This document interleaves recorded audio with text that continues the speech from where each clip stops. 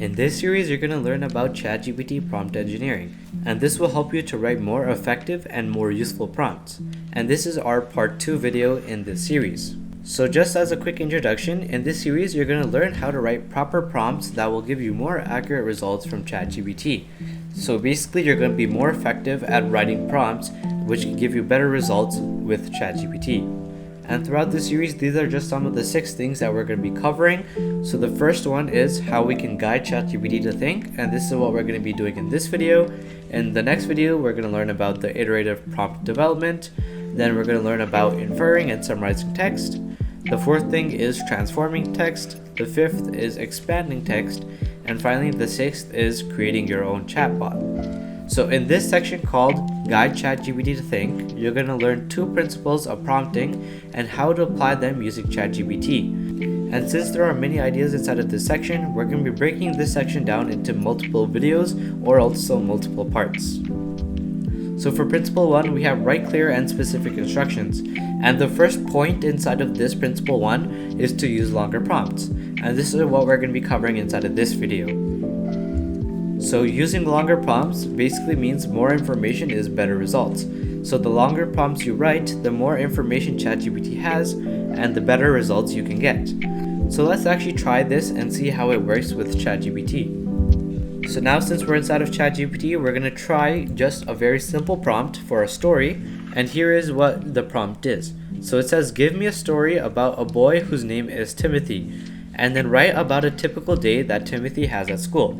So in this prompt, you can see that we're not giving any information about who Timothy actually is.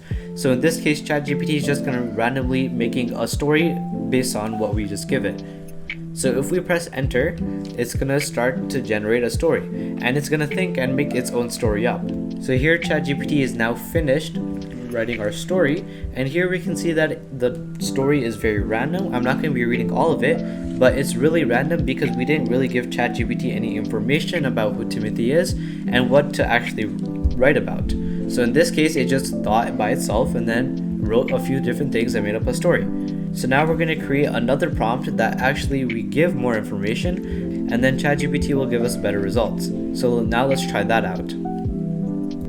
So we're back with a new prompt, and in our old prompt we only said give me a story about a boy whose name is Timothy, and also just write a typical day about Timothy at school. And in this case now we're using a different modified prompt, and here we're giving more information about who Timothy is.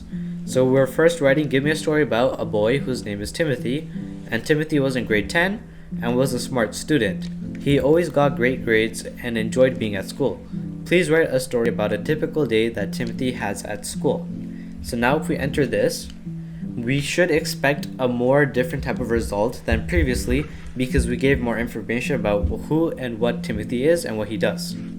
So now that ChatGPT is done, you can see that the first sentence is already showing that he woke up excited. And this is because we wrote that he was a smart student, so that automatically noted ChatGPT that he is a good student and he likes to actually go to school. And in this case, you can see that the story, Timothy actually has a great time being there and he likes going to school, whereas the other one was just randomly just made. So that shows that if you write longer prompts, you can get better results. And instead, if we wrote, please write a story about a typical day that Timothy had at math class, then it would give an entirely different story.